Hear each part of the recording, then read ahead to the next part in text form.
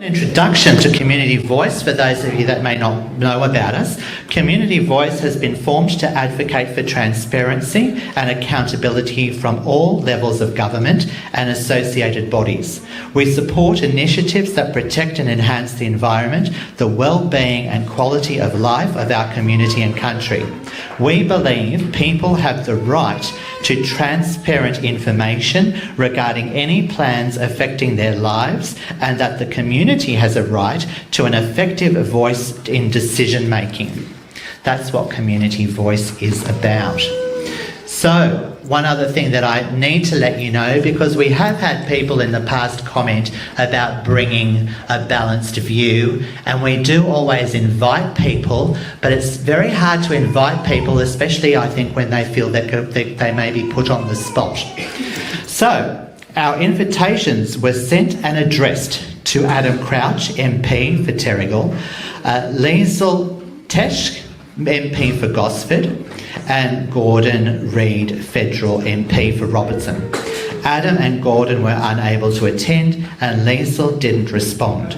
Additionally, invitations were sent to Jodie Wagner and Jamie Perry-Major, and the DPI Response Resilience Officers, whose roles are to help communities affected by the Varroa Mite to attend and speak. We did not even receive a response.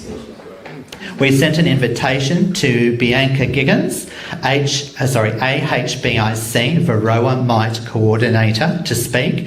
Both Bianca and the CEO of ABHIC, Danny Lefebvre, are listening over Zoom and are able to answer questions about the AHBIC in the question and answer time that we will have at the end.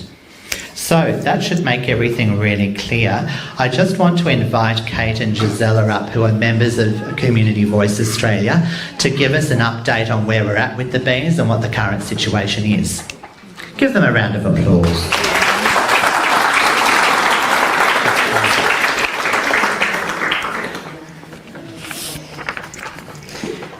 I've got two microphones. Wonderful to see all of you here today. I'm just going to do a little bit of a timeline of events so everyone's up to speed. So on the 24th of June 2022, the New South Wales Government notified beekeepers across the state to safeguard their industry after biosecurity surveillance detected Varroa Mite in hives at the Port of Newcastle. On the 27th of September 2022, the New South Wales Department of Primary Industries has been authorised by the Australian Pesticides and Veterinary Medicines Authority, APVMA, to use Fipronil to remove wild European honeybees. The Australian Native Bee Association states the pesticide Fipronil is being used in a baiting program in the red zones. This pesticide is highly toxic to stingless bees and may remain active within these areas for up to 3 years. The Australian Native Bee Association states feral European honeybees will collect toxic sugar syrup and take it back to their nests inside hollow trees. In due course, the feral nests will die, leaving substantial stores of honey which will be contaminated with Fipronil inside the trees. The Fipronil may continue to remain toxic in these areas for up to 3 years. Unfortunately, native stingless bees, this is them talking, and other nectar-feeding insects, reptiles, birds and mammals may visit dead feral European honeybee nests and collect contaminated honey.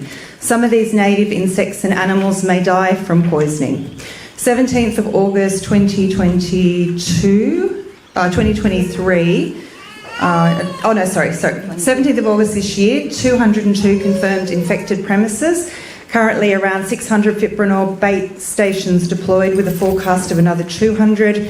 Bees within red zones are killed and no honeybees are allowed in the area for 3 years. July 2023, a strategic review report of APVMA, who approved Fipronil off-label for bait stations, was commissioned at the request of the Federal Agricultural Minister in response to serious allegations raised during the Senate estimates. The APVMA is 100% funded by the industry it's tasked with regulating. The report released in July 2023 is damning and focuses on concerns related to, this is a quote, the APVMA's approach to regulation, coupled with its engagement with specific stakeholders in certain instances, has a high risk of regulatory capture by industry. Additionally, the report found that the majority of the APVMA's ongoing chemical reviews have been in progress for nearly 2 decades. Thank you, Kate, and thank you all for being here today in this important event. These are crucial for our survival. So, in January 26, 2023, Community Voice Australia Central Coast and Save the Bee Australia started a petition. We were concerned when we investigated the bee measures to find chemical corporation working with government regarding beekeeping measures. One example of this is CropLife, who are strategic partners of the Australian Honeybee Industry Council. CropLife is made up of chemical corporates such as Bayer Monsanto, Syngenta and BASF. Additionally, they advocate for the use of glyphosate. This is only one example in light of this our petition requested. The immediate halting and removal of Fipronil baiting in New South Wales Red Zone. A judicial inquiry into the relationship between government, industry-funded lobby groups and organizations representing chemical company interests who have authority and sway over government policy related to bees. The petition has close to 35,000 signatures and was tabled by the Animal Justice Party on the 1st of August, Emma Hurst, in Parliament. She's advocating, reassess the situation, managing program, talk to other countries, see how other countries are doing. Complete eradication is impossible. We are still collecting signatures and the petition is still going. And we will present this to the Federal Minister of Agriculture, Fishery and Forestry, Mary Watt. Due to the damning report regarding industry capture by the APVMA, an evaluation of will be provided to the Minister by the 30th of September this year, 2023, and will include recommendation on the future governance, structure and funding arrangement of the APVMA. We will reiterate the call for a judicial inquiry into the relationship between government, industry-funded lobby group and organisation representing chemical company interests. Thank you.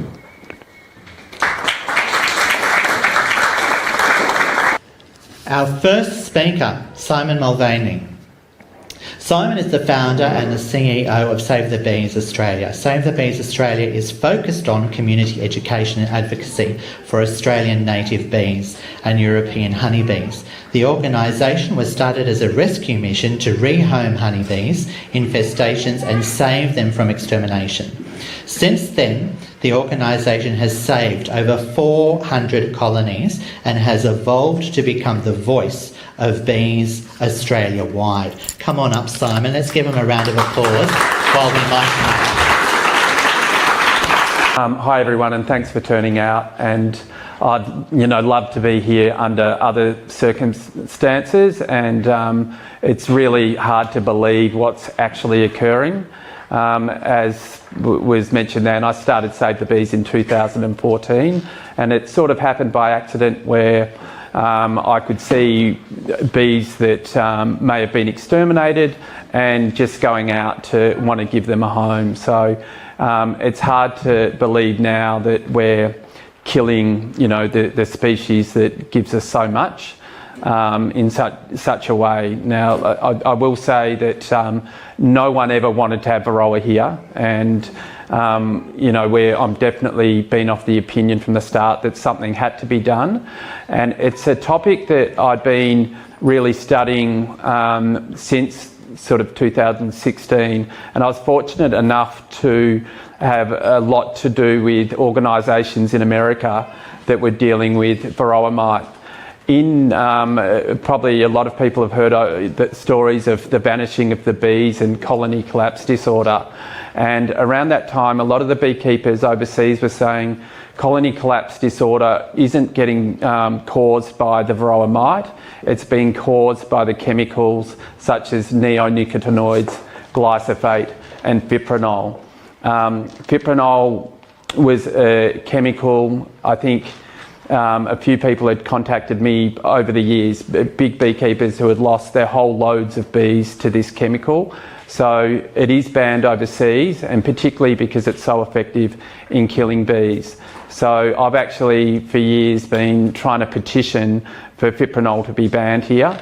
And so it's mind-boggling for me now to see that they're actually putting baiting stations out so often. And I flew into Newcastle, drove here, and I guess it's a great dividing range, but I've seen how thick the bushland is, and I just, you know, from doing that drive, it just seems like it's ludicrous to think that they could even achieve killing all the wild bees out there. I think they know and we know that that's an impossible task, so it makes me think, well, what are they doing? Are they actually just trying to show that they're attempting something?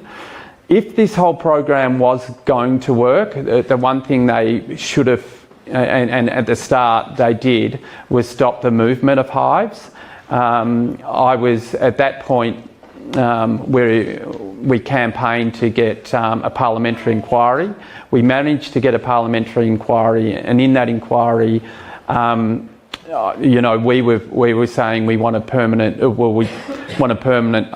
hive standstill until we actually work out exactly where the perimeter of the mites were.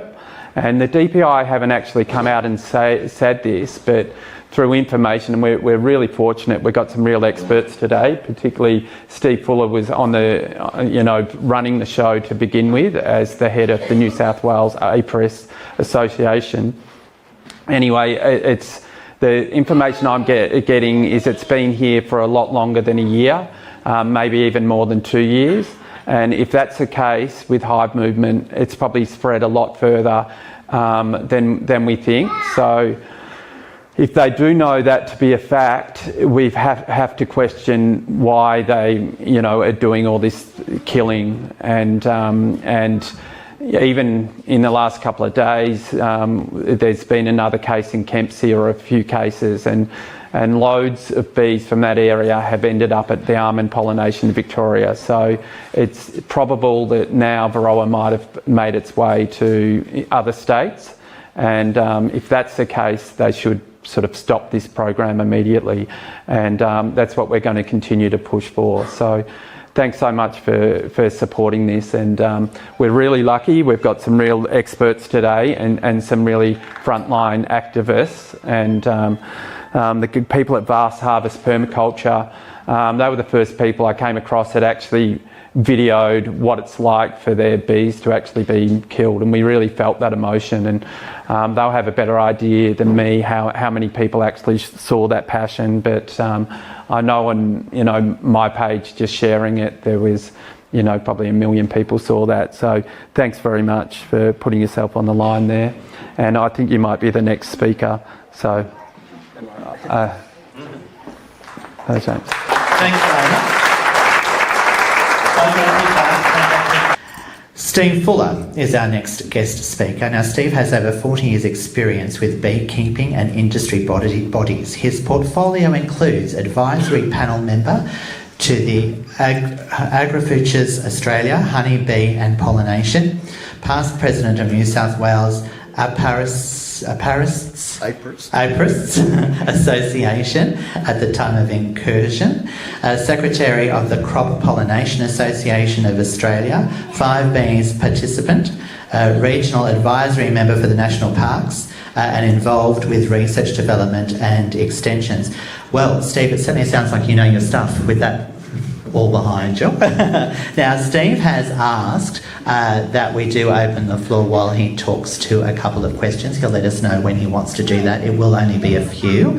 And then I'm going to have to race the mic backwards and forwards. So please bear with us, but it is important that we get your questions. Afternoon, and thank you for inviting me, and it's a great turnout to see everyone here.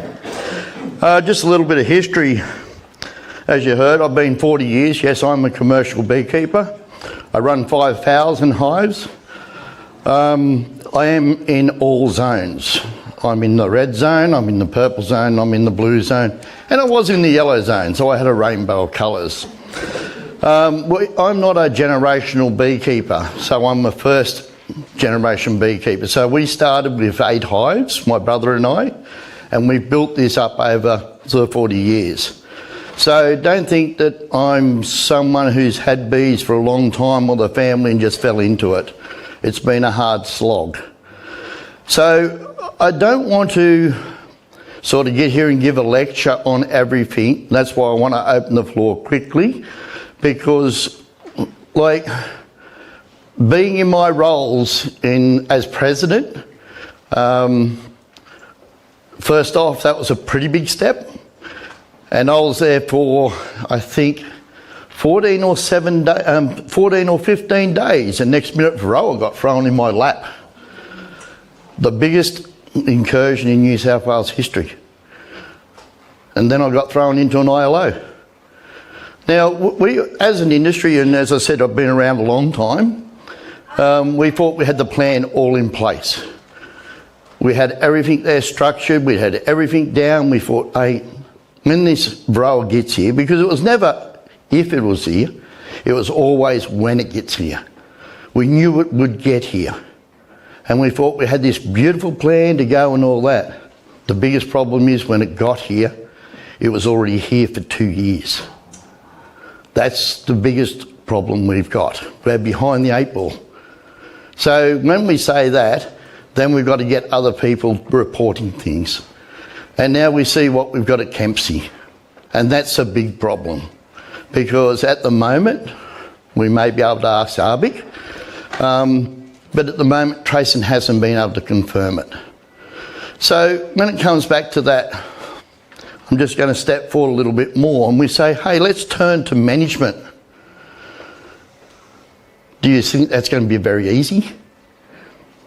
Because I can tell you now, if you've ever been in the country where they are living with it, it's intense beekeeping.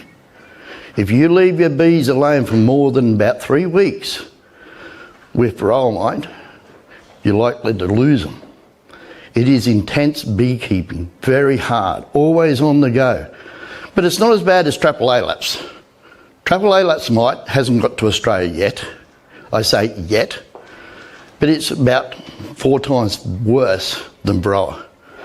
The biggest thing that we have that's most probably our saving grace is Varroa is not carrying any viruses at the moment. No deformed wing, no paralysis, things like that. That's what's going to affect us. So when it comes down to that, with everything that's going on now, and I think a lot of people most probably know what I've said in the media. I'm in the media most probably 2 to 3 times every week. And I've been a bit controversial on saying that I don't believe we can eradicate it because I know the bush. I've been through bushfires. I've lost 1,400 hives just in the bushfires 3 years ago. And I've been there to clean those bees up, and there's other bees coming out of the bush. Natives, everything. So if we can't eliminate them through a bushfire, how are we going to eliminate them through Fipronil or anything else? This is a big problem. Also on the north coast, where I am based, we've had 4 major honey flows. Bees do not go to supplementary feeding or anything like that when there is a natural source for them to actually forage on. If they forage on natural, they'll never go to a bait. And then here's the biggest question I've got to ask. Bees have been around for 130 million years through volcanoes and all this. They've got lots of poisons being put out. These bees know that, hey, this is poisonous to us. They go and find another source. These are all things that I am working with scientists, and these are all areas that we're trying to ask. But the Varroa It's a great little thing. It lives in a house that's got 24-hour protection, it's got food on tap, it's got everything. How do we get to it? And I'm sorry, the only way we've been able to get at it at the moment is through euthanizing bees, and that's the sad part. We are trying to work on other areas, and things like pseudo scorpions. They're little scorpions that actually live and eat mites, but we can't breed enough of them. So there's things like that. We're looking at other areas that we can actually target the mite through the liver of the bee. So if we can do that, hopefully we can get the Varroa mite down to a level that's not going to wipe hives out in a big way. So I'm going to throw it open to you to ask me whatever question you want.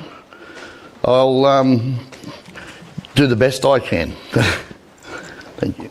So I don't mean to embarrass you people, but someone has a mobile phone on that table by the door, and that's where I'm hearing music coming from. If it's yours, could you please grab that?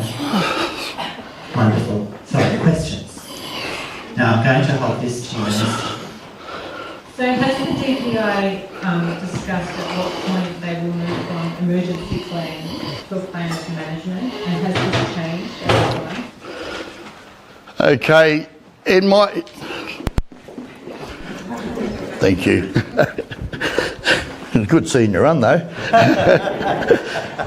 This is one thing, because what DPI, we've asked a long time for a plan B. And what does the plan of management look like? At this point, we've been saying that eradication is feasible. I've been saying for months now, might as well be 12 months, what is our plan B? I still haven't seen a plan B. I'm sorry, I can't give you that. What is management going to look like? If tomorrow we turned around and threw our hands up and said, let's go to management, that's crazy. Because New South Wales will be overtaken within a matter of months through movements, because it will spread like... when small hive beetle come to Australia in the early 2000s, I was running 2,500 bees. I lost 2,000 hives in 6 months through small hive beetle. And that's movement of hives. So, I can't answer it any further than that, I'm sorry. Hi, thanks Steve. So there is best practice around the world where obviously they haven't been able to eradicate it anywhere else in the world. So therefore people are working with it successfully, and we know that New Zealand tried their best for 20 years and had no success at eradicating it. So there must be best practice. So what does best practice look like? That must have been researched, we'd imagine, at this point. You know, what are the top 3 best practices for dealing with Varroa mite internationally? Because they've obviously done it. Yeah, you're 100% right. We can live with it. The thing is, it's intense management. So in other words, when you go in, look at your bees all the time. Don't just leave them and just let them be, because that's when Varroa mite will come along. You don't have to throw chemicals at it all the time. You got oxalic acid, formic acid, all these that are available. There's also other chemicals or natural, I think it's peripheral or something like that. It's a natural as well. America's been throwing millions and millions of dollars at this little mite for years and still haven't got on top of it. So really, it's the beekeeper must manage his hives, her hives, to an extent that the Varroa mite are controllable. That's all it comes down to. That's the best practice. And that's how they do it.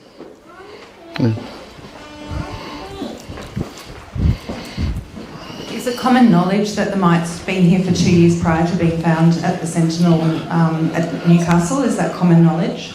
Yeah, that was released, I think, well, they're saying 18 months to 2 years. And that was the epidemiologist. We found skeletons, and that's how we determined the age of it.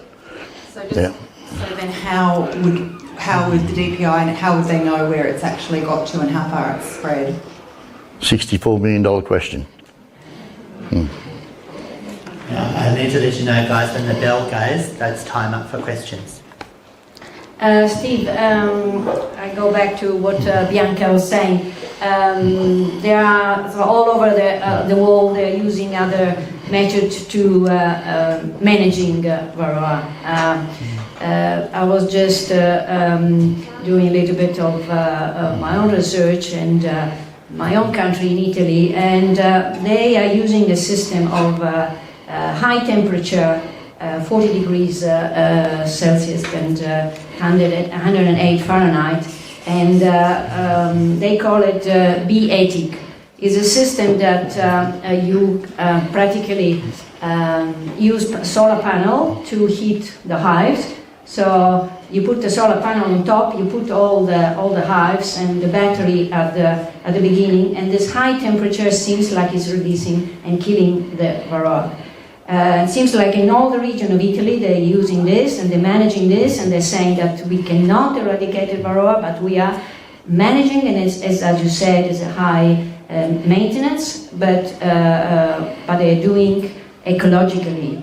In these years that we are talking about ecological, sustainable way of living, why we're still using chemical additive like Fipronil and not talking to other countries in the world.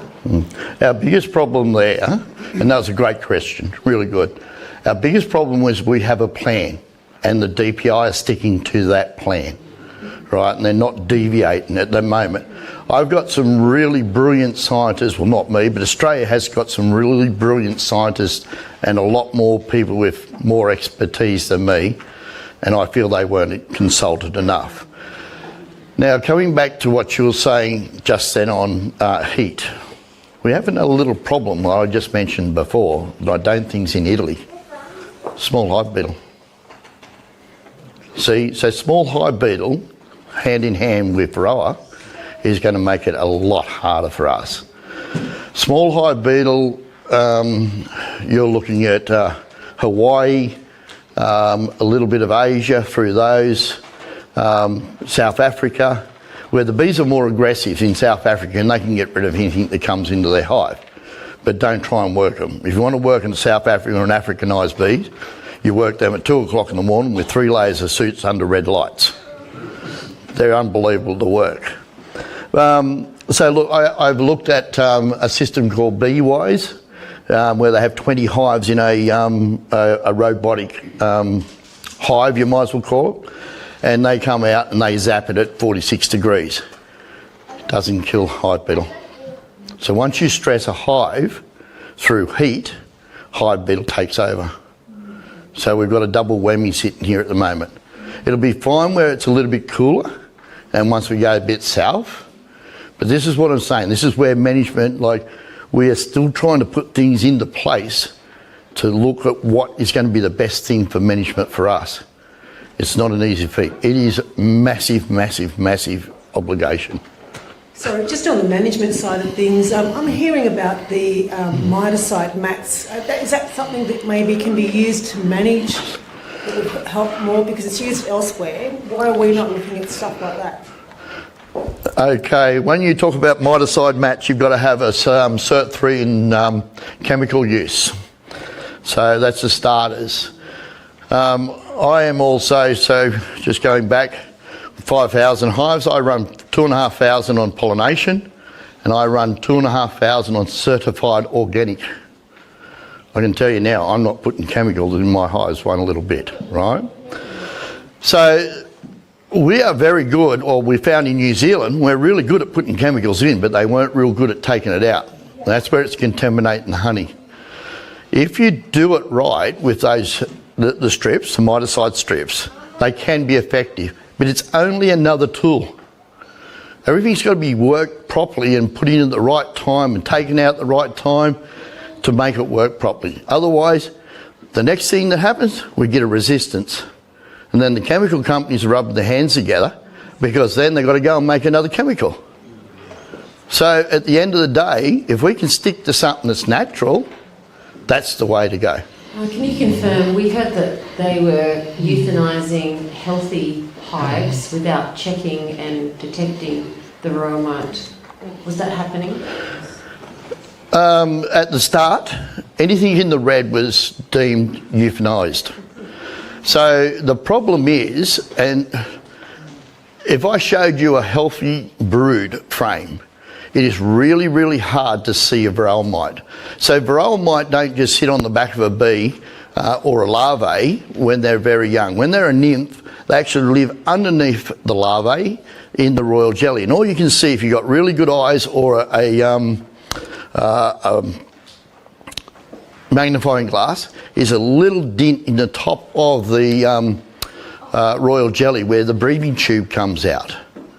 The thing is, you will have Varroa in your hives for 12 months before you see them on the back of the bee. That's the problem. That's why we euthanized the bees that we thought were healthy. And that's the whole problem. Like, we can't tell if they are healthy or not. It's, do we let one through? Because when a Varroa Mite comes out of that cell, she is right to lay. She is fertile. Her first egg she lays is a male. The next 4 to 5 eggs she lays are females. That male mates with its sisters. As soon as it mates with its sisters, it can then go on to spread more. And you've only got to miss one mite. That's the hard part. Honey produced with Varroa Mite, is it dangerous to humans? No. It's the chemicals that you put in it. So we've got MRLs that measure levels and things like that. Like as I said before, how do I sell my honey if it's certified organic if I'm putting chemicals in? I lose that. Steve, you indicated that we can't probably move from eradication to management overnight. Yes. So my question is, what your organisation is doing to help us prepare for Plan B? I've been asking that question for a long time. I want to see what Plan... Yeah. I'm now president of the Crop Pollination Association of Australia. We've been asking that because, like, we can't stop the pollination. That's once we stop movement, and I was the one that actually called the stop of movement at the start, right? So, and it's a pretty big decision when you're sitting there and you're looking at hundreds of thousands of guys around New South Wales, and I'm saying stop the movement of the bees. I actually walked out of a meeting when they allowed movement because I said we lost. That was 3 weeks after we discovered it. So Plan B, it's going to be backwards and forth. Who wants this? Who wants that? No, we can't have this. It's really hard. It's massive to try and get something in place. And that's been the sticking point at the moment. I guess it's not that it's easy now. No. It's not moving from easy to hard. It's hard now. It's hard now, And there exactly. are people's livelihoods that are being completely shattered.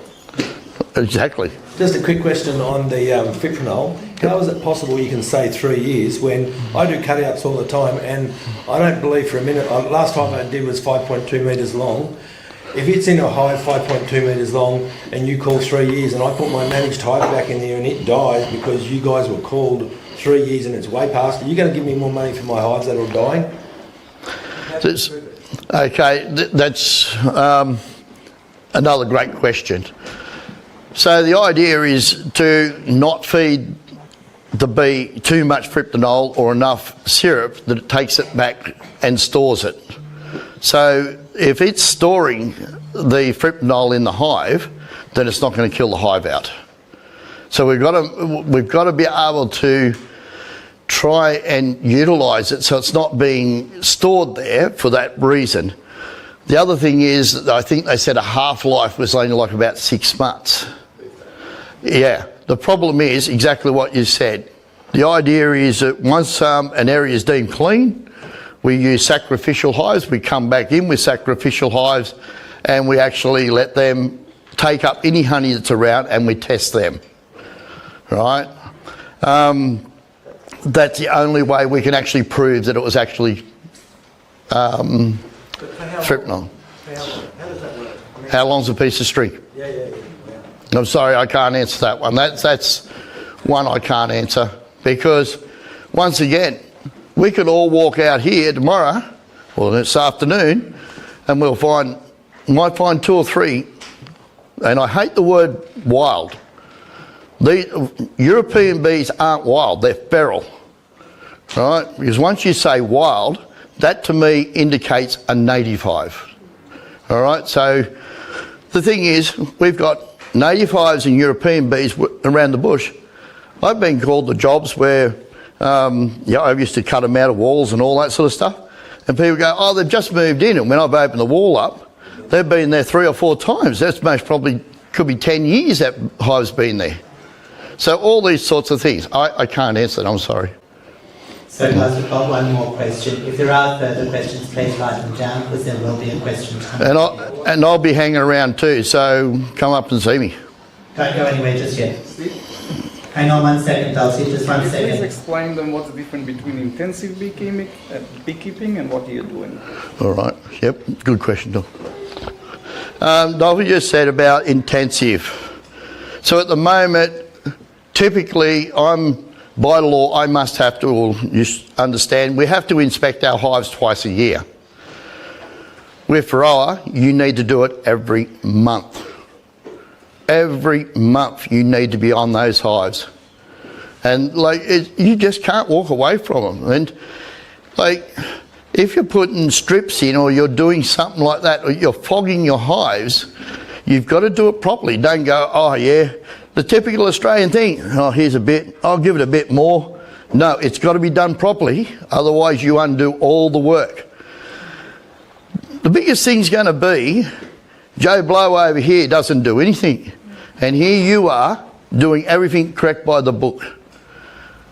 It builds up, and next minute we've got a Varroa bomb sitting here. And then all of a sudden, you bring your nice hive in that you're controlling, and it doesn't matter if you're doing drone manipulation or anything, whatever you're doing, and you've got a beautiful hive going, and then all of a sudden, how come I got all this reinfection? It's massive. It's all because someone else hasn't done the job. You know? Okay, Jake. Just for people that might be watching this at home, they have no idea what this is all about. Worst case scenario, Steve, and thanks for coming, what could this look like not only for industry but for food production in Australia? Worst case scenario. Once we can't eradicate it, we will lose 80 to 90% of our hives. That's what's going to happen to us. So the problem is, or the good thing is, as beekeepers, we're really good at splitting hives and replacing them. And that's why when you look in America, New Zealand and places like that, their hive numbers are actually increased. New Zealand used to have about 500,000 hives before Varroa. They now have 1 million. But their problem is now they don't have the resources. So now I have beekeepers over there going broke because Manuka honey went through the roof and everyone jumped on the bandwagon. They said, oh yeah, I'll put this. There's people walking out of the industry and just leaving hives. It's abandoning hives over there. So now we've got Varroa bombs going off again. So it's just a continual round around the circle.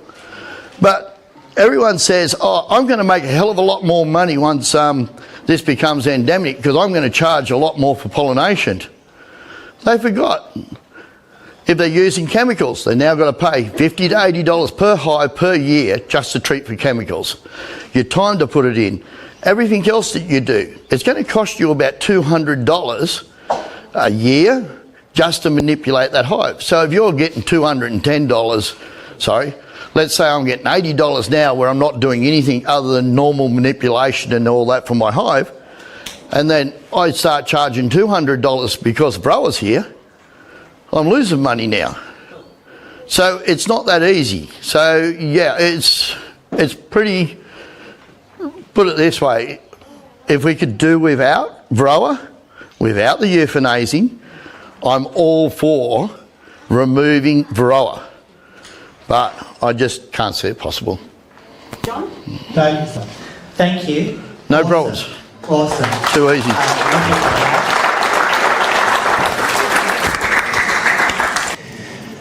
Okay, Dolphy, In late 2022, Dolphy had 60 healthy hives exterminated in Jillaby on the Central Coast. He invested many years of hard work establishing a successful small boutique business producing and selling quality honey. Dolphy has been requesting the scientific modelling underpinning the DPI's Varroa Mite strategy, with no information supplied at this point. He is instrumental in organising a class action against the Commonwealth and state authorities to ensure those whose bees have been killed receive appropriate compensation. Let's put our hands together for Dolphy. About me, I started beekeeping about the age of 8. Started beekeeping at the age of 8. I'm 58 this year. Managed Varroa overseas back in Israel. We had about 400 hives. We had the Varroa coming without the knowledge of how to take care about it. Nowadays, this was about 40 years ago, around the 90s. And back then, we didn't have the chemicals. We didn't have anything that actually could have done anything to the Varroa. So we just seen the bees get wiped out. It took about 2-3 years, then we started to get the solutions created, and then we start to see process, and that's it pretty much. Then we learn how to deal with it. Once we've learned to deal with it, took about 2 to 3 years, and it became part of the system. As part of the system, we do between 1 to 2 treatments per annum. This is something that we need to check, and you can do a treatment autumn, a treatment in spring. Sometimes you don't need even the treatment of spring because the bees are strong enough by themselves. It all comes down to how much pollen and nectar you have.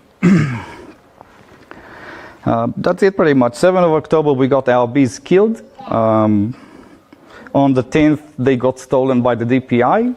I didn't approve them to take the dead bees. They still came in and took them. We had a bit of a clash with them, but that's understandable because they didn't like my knowledge. Anyway, moving forward, Varroa life cycle. When we look here, we see the Varroa goes day 9 into the bee cell. You see 1 to 21. So the queen here lay 500 eggs.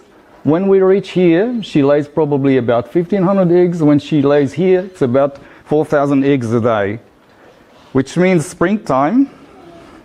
The queen bee will lay in the first month 60,000 eggs or 50,000 eggs. If you look all together here, that's the secret of the bees, how they overcome the Varroa, basically by sheer quantity of laying eggs.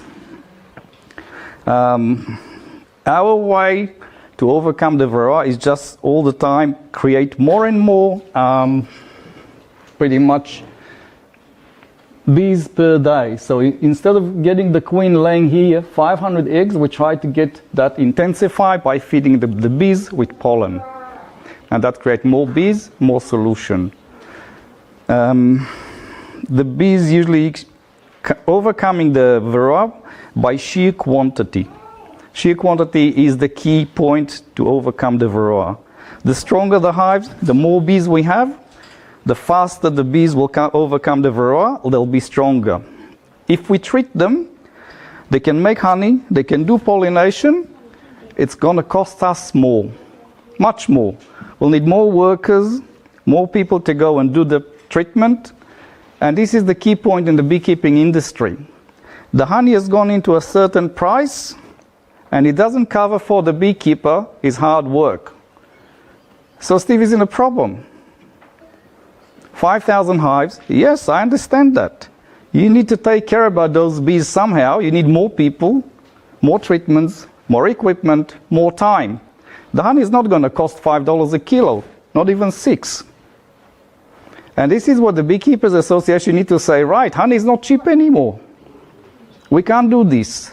If we want to cover the honey price, as we're producing it, that's what we need to say, right, the honey now need to be $10? Let's start from here. And this will give Steve the solution.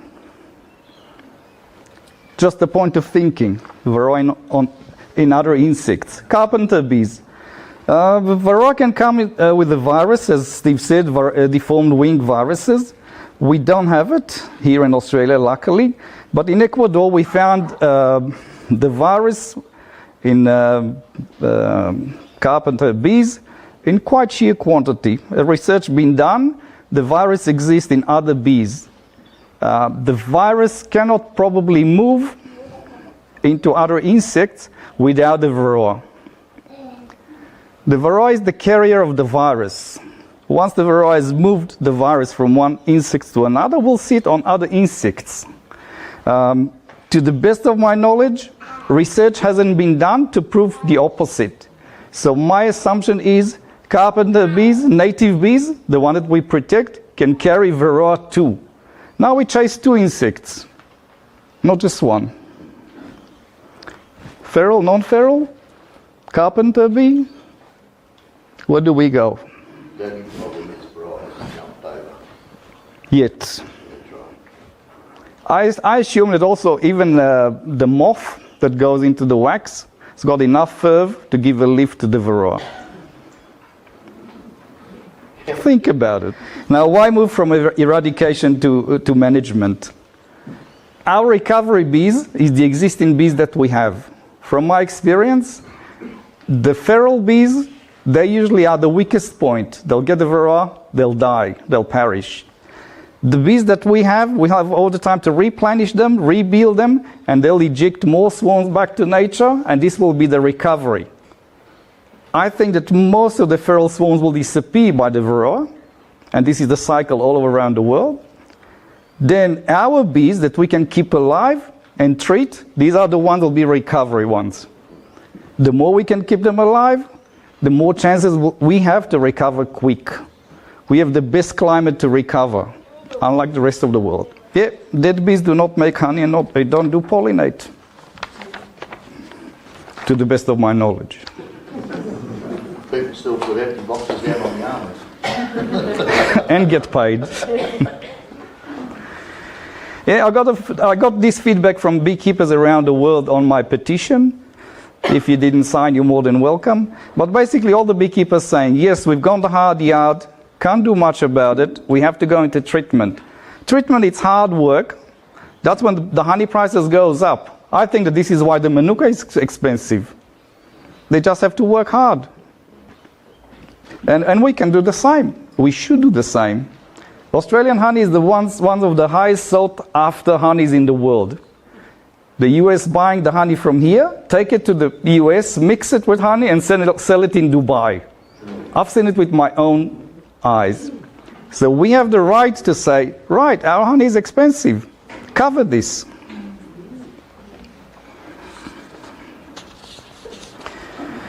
Our class action, Stuart is here. He can answer a question if you have. But basically when I've gone to see Stuart, I said, I want to take people to jail. I don't want to go for money. I don't want to go for compensation. I said, I think that people here need to be charged. And Stuart said, look, this might be a bit hard. You're looking for officials, people in the government, you're becoming a politician, you'll be whacked before even you rise. So I said, look, if this is the choice, if we can hit them in the pocket, no one here got the right compensation. At least let's do something about it so they'll start thinking. Because if we don't start the process now, the DPI can go and kill how many beehives we have got in Australia? 730,000? Let's do it. There's no ending to that. But if someone will say, right, here we stop, here we put the buck. Let's stop, do rethinking, and let's get started to do something different. If it works, I don't know. We need more beekeepers. We need commercial beekeepers to join in, because I think that the government hasn't allowed for budget in the correct way. The budget here can blow easy over $150 million. To my opinion, the damage over the next decade, $1 billion, like that. And this is where I'm looking at.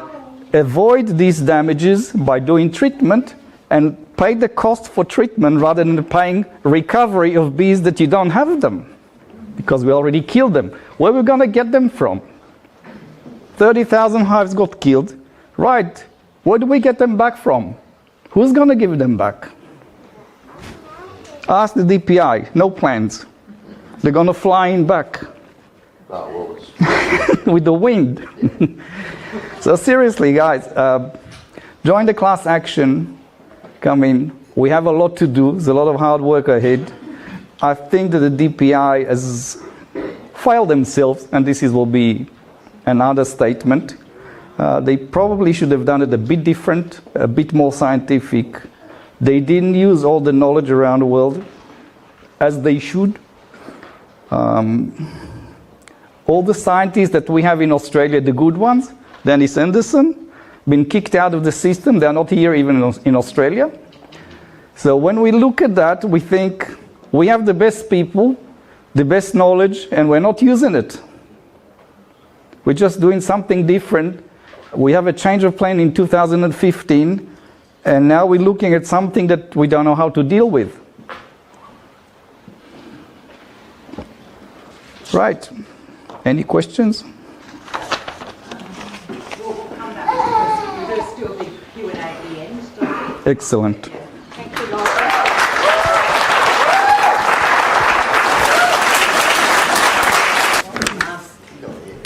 Sorry? Yes. James Evans. James is a 19-year-old visionary leading his family in a 4-year journey of self-sufficiency at vast harvest permaculture. Their thriving farm stands as a testament to their commitment, where bees play a vital role in their permaculture ecosystem. Yet a recent decision by the Department of Primary Industries, the DPI, to eliminate their bees has threatened this delicate balance. James understands that the ripple effect could devastate not only their farm but also the wider forest ecosystem. That depends on these pollinators. Furthermore, the decision impacts their neighbours who rely on bees to grow their own food, creating a ripple of food security concerns. James Evans and Vast Harvest Permaculture remind us of the delicate connection between humanity and nature, underscoring the importance of sustainable choices and the potential consequences of short-sighted decisions. Let's give James an awesome round of applause. Where do I put that? Well, as we all know, self-sufficiency has taken off in Australia very, very well, and people, and that's mainly because the price of living has really shot up, and people are more concerned about their health now than ever before. And with this, you see an increase in small farms and permaculture setups all through New South Wales coastline. And you have people that have started gardening and they've never gardened before. This is absolutely wonderful to see a new community being built together when it comes to the self-sufficient community.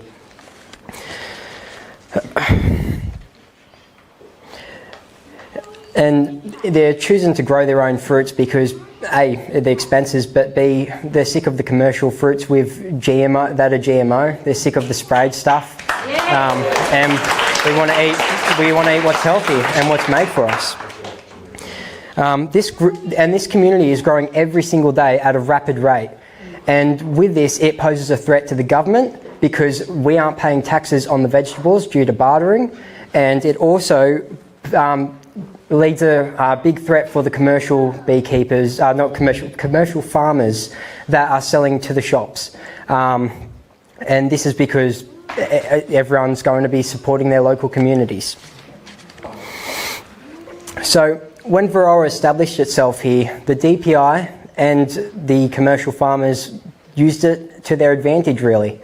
They've taken this situation and they should have really stopped it after a couple of cases. It's been repeated in every single country, and we can see that this is something we couldn't stop.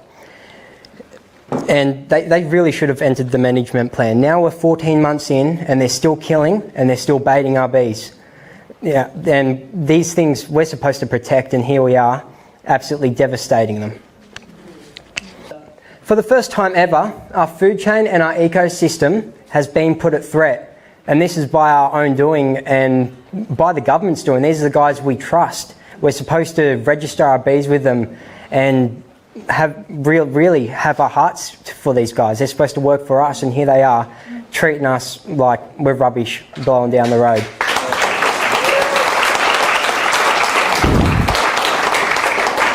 Now, with the lack of pollination and the use of Fipronil, we're going to see a major problem arising with 80% of our imported crops and fruits needing pollination from European bees.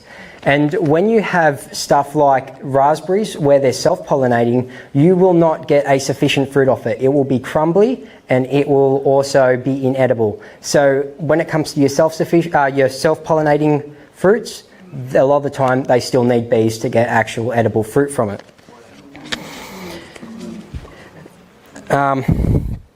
Then recently in Maitland, there was a pumpkin farm. After 92 years, they had to shut their doors because of lack of pollination and lack of yields. That's ridiculous. Like, it's something, and it's not just that farm, it's all these places along here. No one has bees.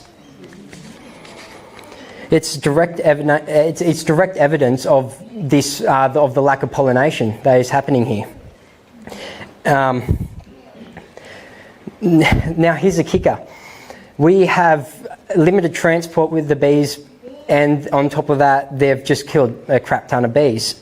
So all your commercial orchards that have an exemption from the Varroa Mite situation anyway, they're going to have a lack of pollination, a lack of yield, which is going to equal raised prices and no competition in your shops. So when you have to go get your veggies, you can't go to your local farmer anymore. You're going to have to be forced to go to the shop and buy their premium product.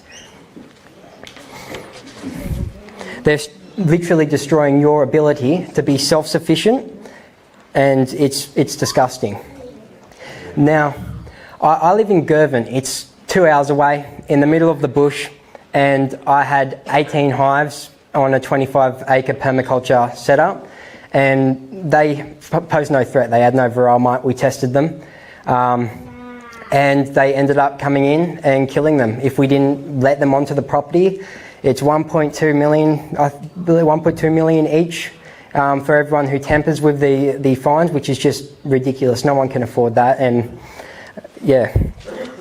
And if you're wondering what permaculture is, by the way, it's a permanent, sustainable form of agriculture. Instead of sticking to your normal commercialised version of fruit production and vegetable production, we are using more of a sustainable way to work with nature and not against nature. And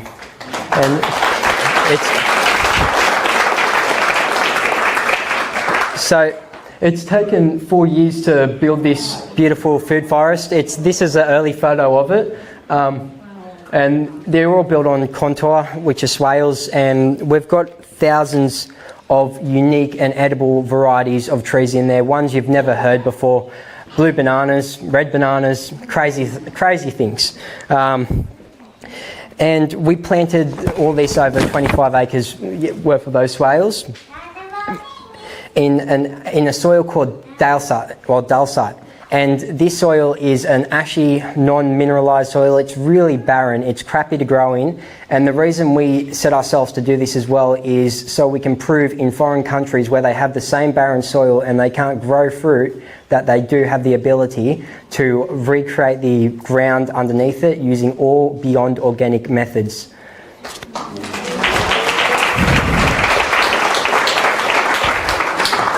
Now, I said food forest before. The permaculture setup is a food forest, and the reason it's a food forest is because all these trees work exactly the same as a normal forest, from the shrubs to your larger trees, but replace everything in that forest with stuff that's edible, stuff that's medicinal, or stuff that's going to improve the soil, and you've got an ecosystem that's going to create its own microclimates, feed everything around it, feed the community in abundance, and on top of that, it's sufficient. It's not going to pass disease on. It's a very unique system.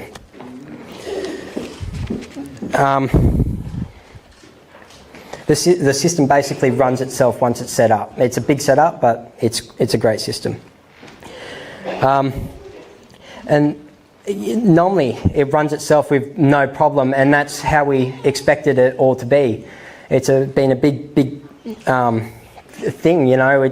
Put your effort in, pour your heart in, and then, you know, hopefully it'll take over.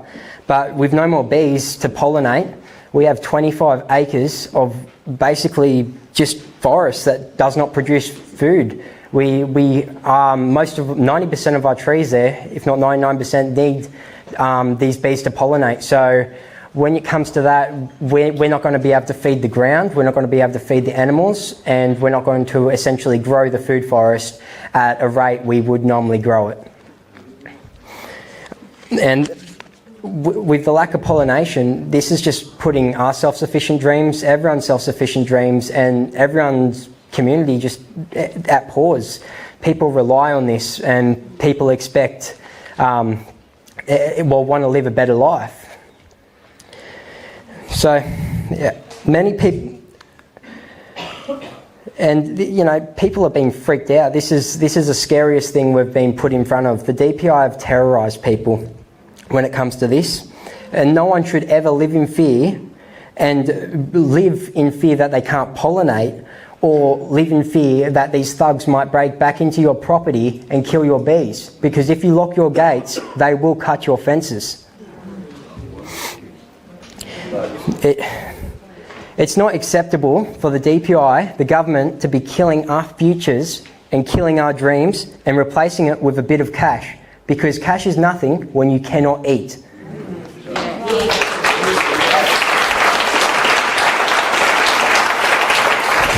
Thank you. And plus, bees look after us. Without them, we can't survive. And it takes you just to open your eyes, or the DPI to open their eyes and look at the situation and manage the situation better, because they should be looking after these bees like they're looking after us. One jar of honey is minimum $160,000 in work hours if you're paying the bees minimum wage. And here we are selling it for a couple bucks. And it's almost laughable when, you know, the government's coming along, absolutely devastating it. So, in support of the voices, in support of your rights, in support of the bees and healthy eating, I guess, please, I urge you to get your yellow banners up, talk about it. It's a starting point. A lot of people, the DPI try to hide it away from everyone, and this needs to be brought to the light so people know how much they're devastating this country. And if you want to hear more about other stuff and more about the farm, we're on Vast Harvest Permaculture. And thank you for listening. So, moving right along, we now have Nikki Wiseman. Nikki is with us today representing Save the Bees St Albans and Upper Macdonald. Beekeeper Nikki Wiseman will present an on-the-ground first-hand experience of the DPI Varroa Mite emergency response in St Albans community. Save the Bees St Albans is calling for an end to the bee emergency eradication plan and move to a sane management regime in line with the rest of the world. They are also calling for an urgent stop to the Fipronil poisoning baits that harm our environment, bees and the native wildlife. Save the Bees St Albans is collectively calling upon the Minister of Agriculture, Tara Moriarty, to put an end to the poisoning and destruction. Let's welcome Nikki up. Thank you very much for having us and coming today. I'm a little bit nervous. I don't normally stand up in front of a lot of people and talk, but I felt that this was quite an important event. If you could, yep, great. So the DPI, St Albans went into the purple zone on the 9th of May, and the DPI started to arrive in our valley about the 23rd of May. We have had a few issues with the DPI and their decontamination measures. So their property fieldwork and their implementation process. So it says that a person who transports apiary equipment used to tamper with the hive under this division must, before leaving the premises at which the hive is located, decontaminate the vehicle that was used to transport the apiary equipment. And so by scraping and cleaning hive material that was leaked from the honey or the super of the apiary equipment. So I'm just going to talk to you a little bit about what we've seen on the ground. The DPI have attended a few properties. We have about 50 beehives, I suppose, in the valley that have all now been disposed of. At one of the beekeepers' premises, they have their toolbox. They come in, they check the hive, they put their miticide mats in, they use their tools. The bees are on the toolbox that they have next to them. They then finished up, put their tools back in their toolbox, cursory spray of methylated spirits, bit of a wipe, shut the toolbox. There have been bees all over this toolbox, and it goes back on the ute. Yep. So, no good cleaning measures. On the 17th of June, we had one IP address in the valley where they found the mite in one hive. At this address, they had 3 hives. So on the 17th of June, they were at a premises at 1 o'clock, disposing of the other 2 hives that were there at the IP address. 1 o'clock, they were there. 1:45, they were at the pub, obviously having lunch, not sure. At 2:30, they then attended another premises, another 10 kilometres up the road. So there was no cleaning of cars with hot soapy water, no wiping down of materials, no decontamination measures being used. And this was all over St Albans. So we didn't see them cleaning their cars and leaving any premises, doing that before they left any of the premises. We actually spoke to the DPI about that, and they said that they do it at the end of the day when they get back to their accommodation. Okay? So they've been staying in St Albans, they're still there, although they had been moving around. There was one experience where they came in, the gentleman that was checking the hive was wearing normal pants, normal shoes. They had a bee jacket on and hood. They checked the hives. They then did whatever they are doing. They then went back to the ute. They sprayed their clothes with the cursory spray of the methylated spirits, and then they put their jacket in the back of the ute and told the gentleman that they were going to another area in the purple zone. Okay, next slide please. Okay, so the certainty of cross-contamination under these conditions cannot be ignored. We are not suggesting that the DPI are doing this everywhere, but what we are suggesting that if it is happening in St Albans, it is happening elsewhere. We are suggesting to people when they are dealing with a DPI that they take photos, that they write down dates, and they keep a timeline of what they're seeing and what is happening. Next slide, thanks. So this is a really horrible photo for us. This was the first experience we had with Fipronil baiting. The Fipronil baiting started on the 3rd of July in the McDonnell Valley. We have over 50 bait stations in our valley. This was before they started pouring the petrol in our hives and destroying our bees. This is a beehive on a premises that had 3 hives that were poisoned by the Fipronil, not by them disposing of the bees. On the 13th, so this photo was taken 7th of July, 4 days after they started baiting. On the 13th of July, I think, they attended this premises. We have them on camera, not pouring petrol into the hive, but wrapping it. They didn't need to pour petrol into the hive because all the bees were dead, as you can see. It is,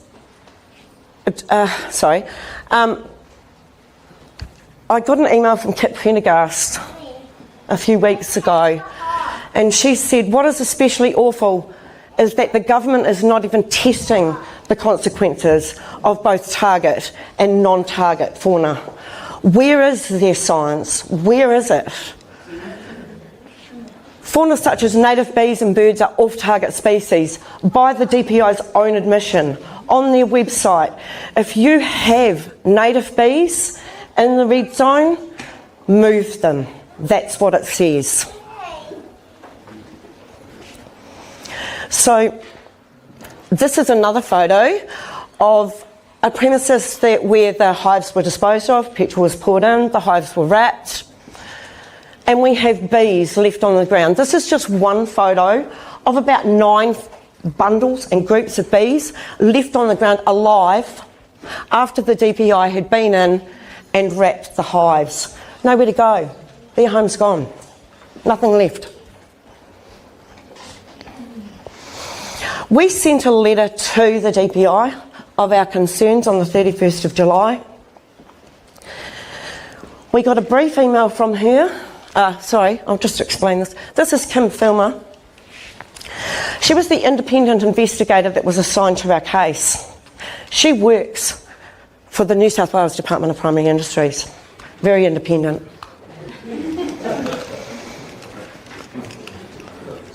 In the response from the letter to the DPI, according to our complaints, we got the response 4 days later. No phone call, no communication about the letter, didn't talk to anyone. The response came 4 days later. In that response, there were some interesting things. One of those was that the DPI were told that we were told in the response letter by the DPI that the bait stations on private property were optional.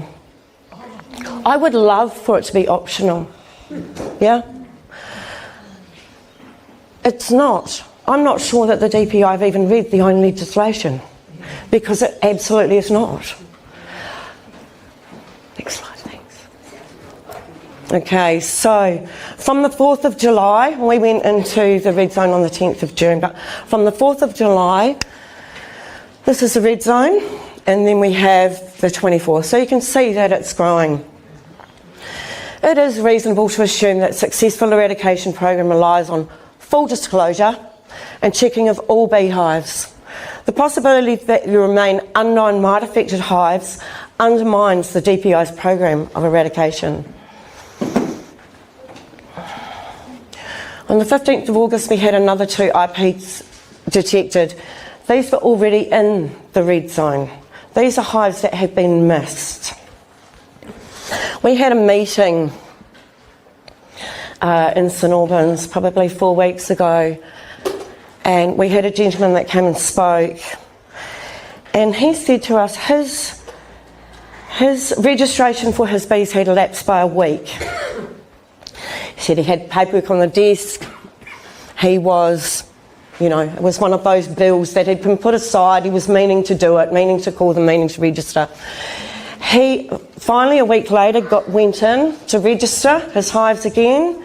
There were no details of his hives from the week prior when he was registered. They had deleted the information. There was nothing there. And of course we have Kempsey, which is growing by the day. So the single main issue to this response is the expectation that everyone does the right thing. We believe that at every level there have been failures. The stated aim of the DPI's emergency response to Varroa Mite includes total eradication of the mite where practicable. This situation is clearly not practicable. As I said earlier, we are not saying that the DPI are doing this everywhere, but they certainly are doing it in St Albans. And if they are doing it in St Albans, then it is happening elsewhere. Thank you. Thank you. on behalf of friends of mine that are landholders, is there planned compensation for the property value drop when it's no longer farming land? That's part of the ORC, and I think Danny might be able to back me on that one. Look, the ORC is only to reimburse you for your hive as is. It's not for any income or anything else that's substantial further down the track. This is, sorry? ORC is owner reimbursement fund, so that's what we got that out of.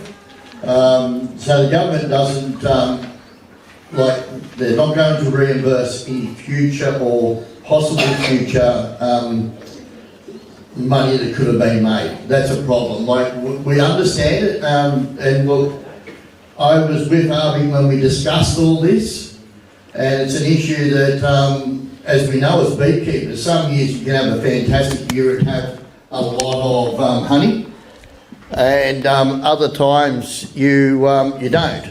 So they sort of said, no, we can't do it. We can't work out an amicable way of saying that this is what it's valued at or how it's going to work. It's a little bit like what James said about his setup. Yeah, if he could come up with something, will compensation help? We don't think it would. I don't know what's going to happen there. That's up to the government. That's the best. I think, would you agree with that, Danny?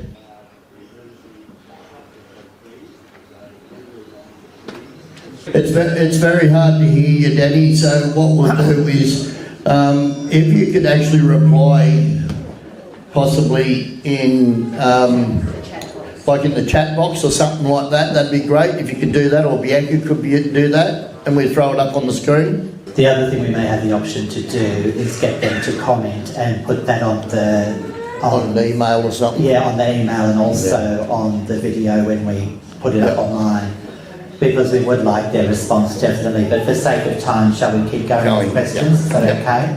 Yeah, I've got a question for Steve. Sorry to put you on the spot all the time, Steve, but I think you're the best man to ask. Number one, I just don't get the secrecy. I do not understand the secrecy. As young James said, the DPI work for us. We, the people, are in charge of this, not them. Yep. And it's about time they learned that.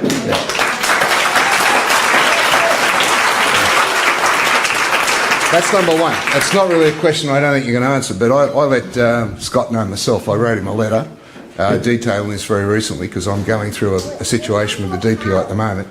If people would like to know more about that, then tune into the Warrior Calls. I did an interview with Christopher James last week, and it went to air on Friday, about my experience, which was absolutely disgusting, the way I've been treated by the DPI.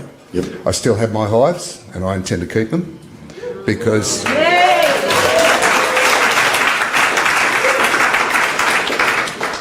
This issue is way out of hand, and I want to know, the question I do have for you, getting to the question before John gets stuck in me, fair enough, is when is the balance going to be achieved where we're going to either kill the Varroa or kill the environment, the flora and the fauna around the whole areas? I mean, once this insanity, I mean, can you imagine the EPS where I used to set a fire in my backyard and I get phone calls saying, what are you doing with this fire, you idiot? You know, you're burning your leaves.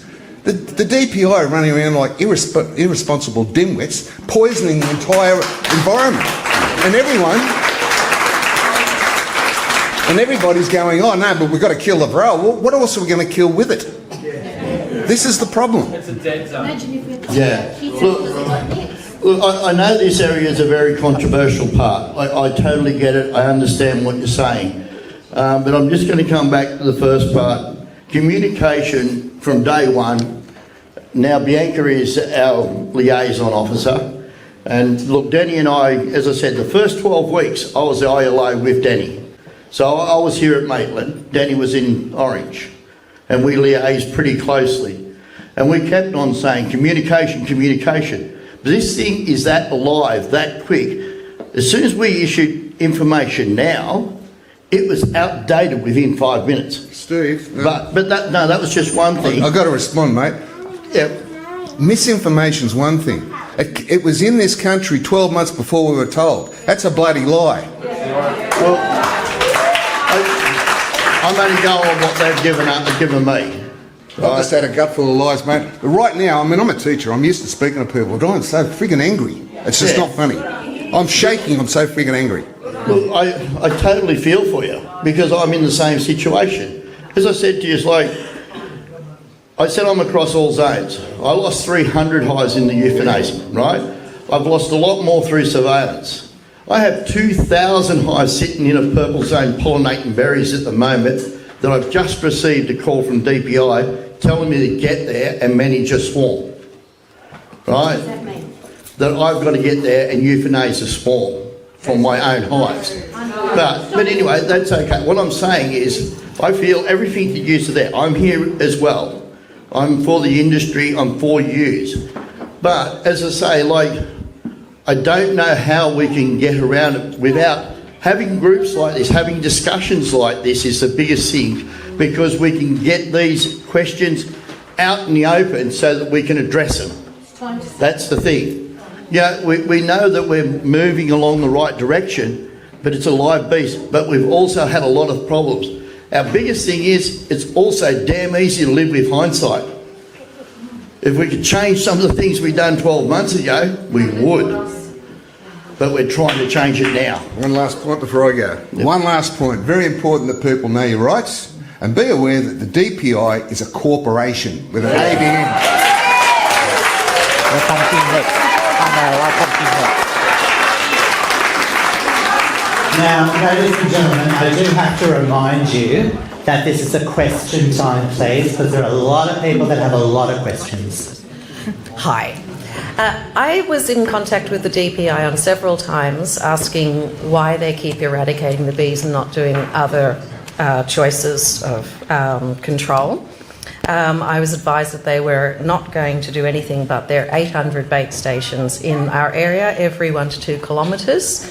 They also told me that on the 800 bait stations that they were putting out, they had one DPI officer standing in front of that bait station for 4 hours every day, and then they packed up that little bait station and went home with it, which I did suggest to the DPI that would be very hard to believe. They assured me that that was going to happen. Then they also told me that they would not be sending any bees hives down to South Australia. Absolutely not. They did that last year, but this year that was not going to happen. That is an absolute lie. They are sending bees down to South Australia almond farms. My husband and I were recently in Orange 2 weeks ago. We stopped at the beekeepers inn in Orange, and that huge bee farm were requested from the DPI to send 10,000 of their bees down to South Australia to pollinate the almond farms. My question is, why are they allowing the bees to be sent to other states when they're already having an issue controlling them? As I understand it and this is an example of a completely different, unrelated thing, when everyone was freaking out about COVID, you were locked down and you were stayed in your state. But apparently for the ecosystem and our environment, it's okay to send the bees to South Australia. And I'd also like to ask the DPI, why are they sending the almonds then to Vietnam to be crushed and packaged and then sent back to Australia? Isn't that then creating a possible cross-contamination? So why would they do that?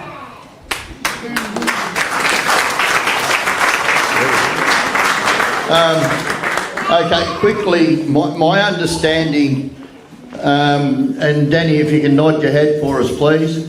I have the understanding that no New South Wales bees were sent to South Australia. They were Queensland bees and Victorian. Yeah. The beekeeper actually Hang on. that they were going to send their bees to South Australia. They had been instructed and asked to do that. This is 2.5 weeks ago. All right, because I know that beekeeper and he does Victoria, doesn't do South Australia. Well, he told me. I'm not going to argue over that. The thing is, this is a problem that we addressed as industry.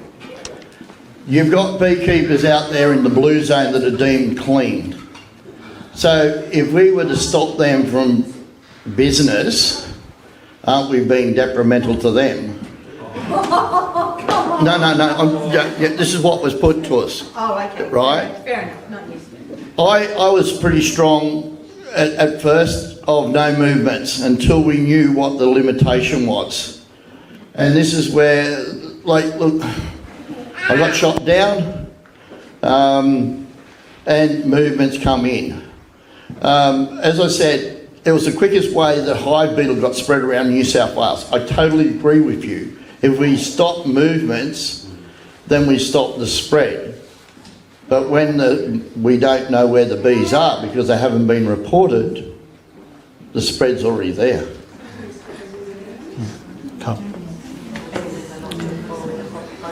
I would like Exactly what was said before about decontamination.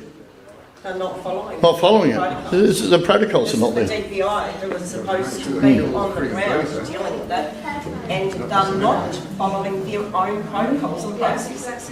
And that's clearly obvious. So guys, I really just want to reiterate, and we've been pretty good so far, the respectful dialogue is wonderful because we have lost the art of conversation, and I'm really pleased that Steve is here and bold enough and brave enough to enter eradication.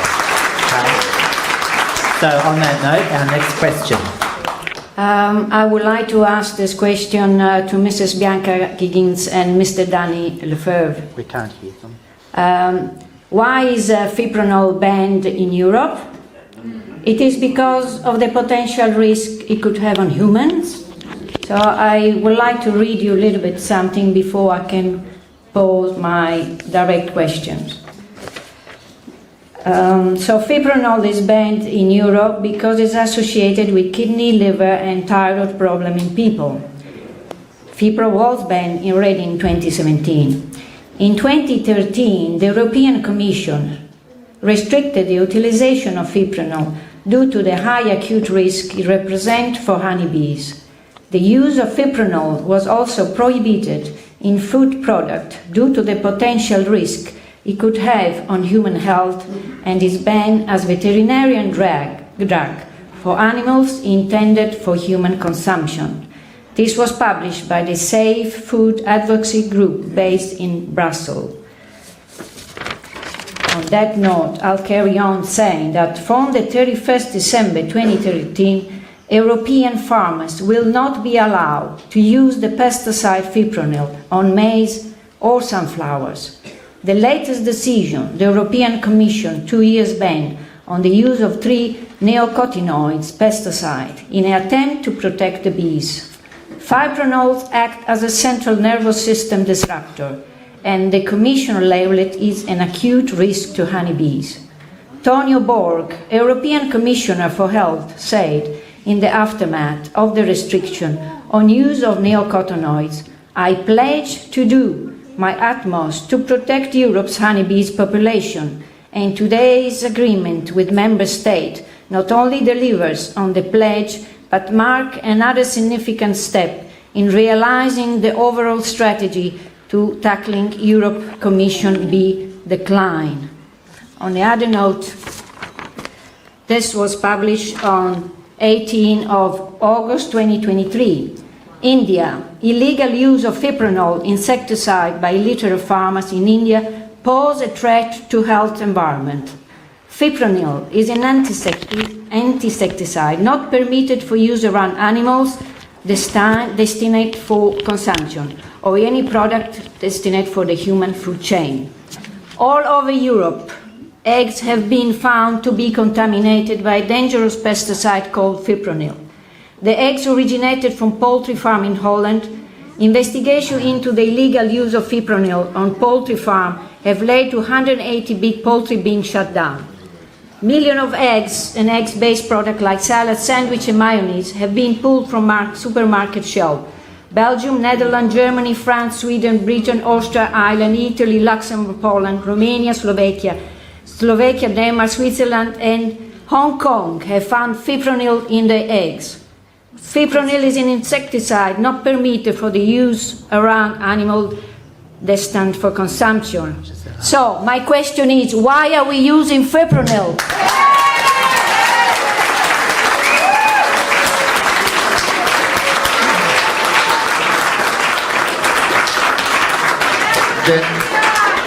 Danny, in response to that, I think that'd be best off coming back out as an email. Hold on, because we can't hear him. We can't hear him. We can't hear him. Let's be fair And about that's the only reason why I've said that. If we could hear Danny now, I'd say go for it.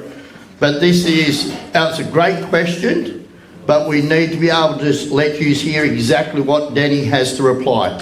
Arvik is our Australian representative for the bee industry, and they can refer it back here. So if they can respond directly to here, that would be great. I think would be the best. Thank you. John, hang on a minute. I'd like to move a motion at this meeting, please. Is this a meeting where we can move a motion? I'd like to move a motion and have it voted on here to stop the fipronil immediately. So can we just I understand where you're coming from. And again, guys, can you just have your attention for just a minute? I understand we're upset, I understand that we're angry, and I understand there's a lot going on. So every time I attend a meeting along these lines, it really disappoints me when we lose that respectful dialogue. I know that people have lost their livelihoods. I know that people are upset and angry, and I know that our wildlife and our food sources are at stake. I get that. But being disrespectful is not going to win us any brownie points or allow people to dig a hole for themselves, please. So I'm happy to move a motion at the end and get a show of hands. I don't have a problem with that. But in the meantime, we've got questions that want to be asked. Steve, I have a question. The 2011 management plan said 5 cases of Varroa and we go into management. We're sitting at 222. 202, sorry. How many times have we hit a milestone where we're supposed to go into management and ARBIC and DPI have bypassed that? Okay. Yeah, great question, and I'll get Danny to nod or Bianca to nod because we can't really hear you guys. What actually happens is there's 27 signatures to this deed. So every time a trigger point is hit, it goes back to what we call the CCEPP, and they vote on it and say, is it still feasible? And then it goes up to an NMG, which is a national management group, and they go, yep, rightio, and ratify it and say, we will continue on. So it's not ARBIC, it's not industry, and it's not DPI. All right, so the whole thing is, at the end of the day, out of those 27 signatures, everyone must agree. If one says no, they go back into the meeting and they've got to agree. So every time they've hit these trigger points, they keep on saying it's technologically feasible For the industry. for the industry to achieve eradication. And we can't, yeah. What does it mean technically feasible? That it's still achievable. In what way? In their eyes, under costs and everything like that, it is still achievable. Is that right, Danny? Yeah. I'll keep this quick because we've only got 7 minutes left, and it's a shame we maybe can't get another hour, but maybe someone can look into that. But just Delphi, we just want to ask a bit more about the class action. There's obviously a lot of people in this room who have lost their livelihood. There's obviously more who are going to lose their livelihood. There's obviously a lot of people in this room that want this whole thing stopped. And sometimes the only thing that speaks volumes is slapping the government with a class action because they don't listen to anything else unless if it's going to cost them money, which is why, Dolphy, I believe you've started this class action. So can you or Stuart answer the question that will beekeepers be affected personally if they get involved in this class action? In 1 minute or less, Stuart, what does that mean for the beekeepers who have been compromised in the loss of their bees, etc.? If I could just be very brief. No, just 1 moment. We want to hear it. Sorry? give him that. You talk into this. Okay. I could be very brief. We're very advanced in working towards a class action which would be against the Commonwealth and state governments, because this gentleman would have liked to say but couldn't, that this is a national plan that involves the Commonwealth Government, all of the state governments and 10 other organisations. And the Commonwealth Government has a very large responsibility in the process. We're already in the position where we're seeking litigation funding. The case would be no win, no fee. In other words, you contribute nothing unless it comes out of a settlement or a verdict in your favour. And although I know that there's a big controversy about whether the eradication program should continue or it's inappropriate, we should go straight to management, the best way to hold the government to account is to ensure that they pay proper compensation to the businesses and the people whose lives they are destroying and whose livelihoods are being so grossly and dramatically affected. It's an intolerable and unfair situation, and the essential pitch of the action, which we think has real prospects of success, is to ensure that the government has to factor into the cost of what they're doing in the assessment that they make as to whether they should proceed further. And that's an extremely important consideration when you consider that they only allocated $18 million in compensation when they started this program. It's obviously spread far further than they anticipated, otherwise they probably wouldn't have attempted it in the first place. And they've only increased the level of compensation by $1.4 million in the entire period, when they've greatly increased the level of devastation and destruction and impoverishment of the people who have dedicated their lives and their commitment to contributing to Australian primary industry, which is now being threatened in New South Wales at least. So we would like you all to come on board, and I'm going to organise another meeting in a similar venue, or perhaps this venue at our expense, in about 2 or 3 weeks' time, so we can explain in great detail to you people how it's going to work, how you can participate, and harness your commitment to ensuring a successful outcome for all of you, which will also give you a platform, because we will be able to get access to government as an independent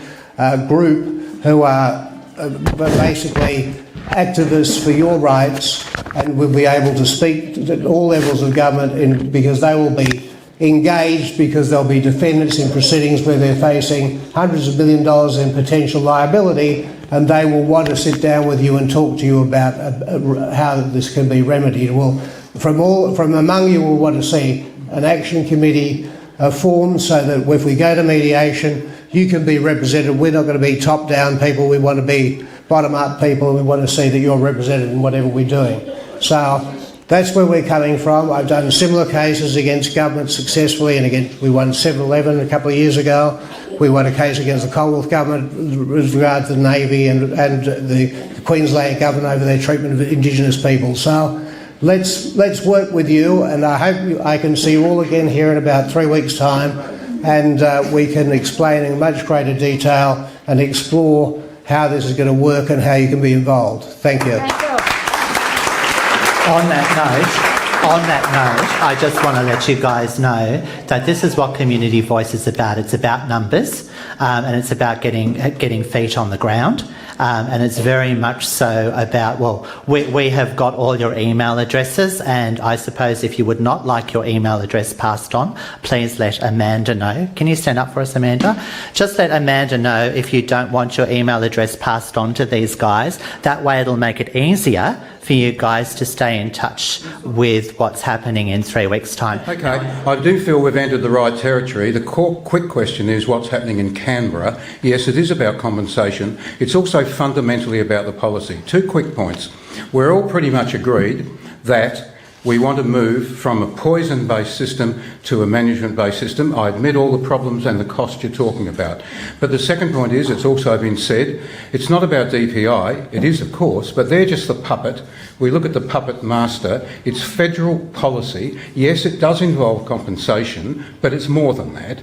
Yes, this could be an amendment to the motion, because where does the motion go to? It goes to Canberra. This is a bipartisan policy, Labor, Liberal, National. There are, as Steve has said, the committees working on it. They have to have correct advice. I would like to put Arbic on the spot a bit. I think you'll answer this satisfactorily. Are you giving the government, when you can get to grips with them, and that's the bureaucrats and the scientists within them, are you pointing them to better science? And we've just heard quite a bit about the European Union and its science. We know there are dissident scientists along the EU lines in Australia. What I would like to know is ARBIC getting that voice heard? If it isn't, who might be able to get that voice heard? We do have a conspiracy around the poison at the bureaucratic level in Canberra and across the Federation, and that is the actual nub of the problem.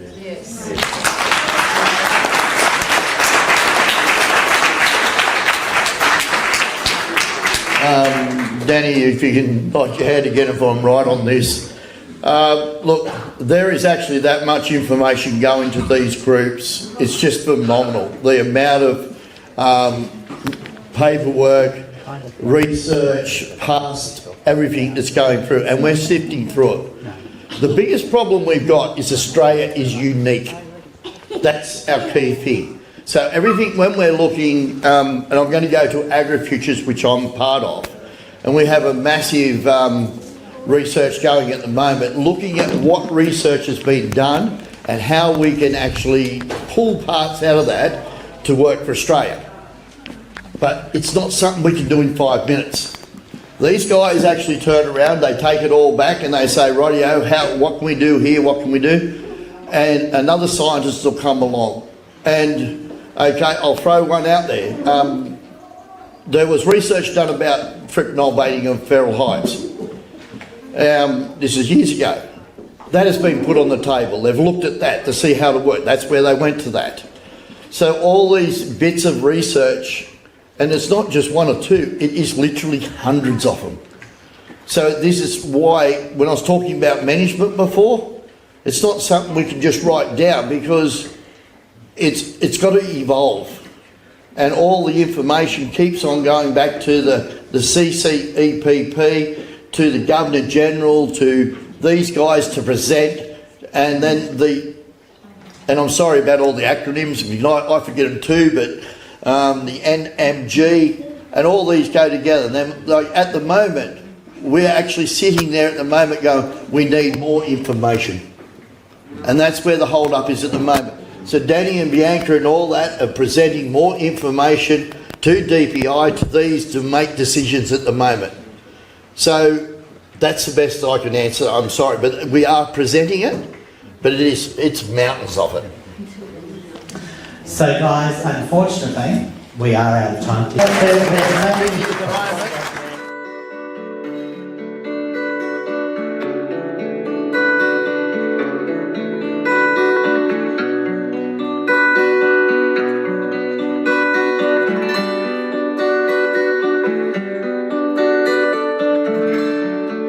They say good things come to